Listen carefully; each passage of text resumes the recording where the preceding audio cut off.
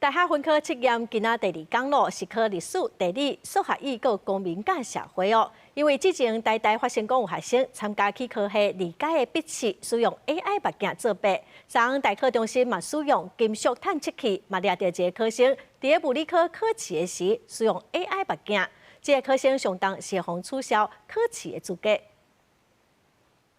南海英雄，誰與爭鋒？大學分科測驗進入第二天，各校的家長會加油團繼續到考試場為考生烏演鼓勵。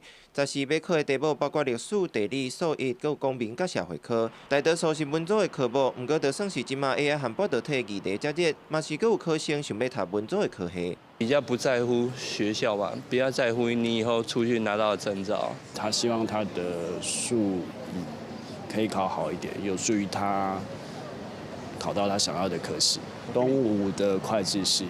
在3有考生違規用 AI 目鏡，考生和家長攏煩惱影響考試的公平性。他都被監測到，如果他有使用的話，當然會有一些上面不公平。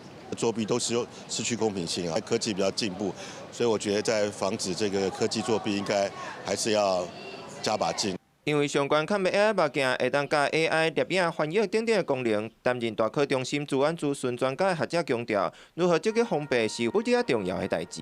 有哪幾款市面上常見的一些 AI 的這一些眼鏡來講，可以把它建檔？那建檔完了之後，對於說監考的老師可以得到這樣子的一些資訊做識別。從研究方法到歷史事實，測驗考生呢對資料的理解、對歷史概念的綜合敏感度。各界關心如何防止 AI 目鏡作弊，嘛關心歷史課的試題出題特色。大考中心強調，這屆出題台灣史、中國和東亞史、世界史各領域配分平均，試題多元化，重視探究和實作。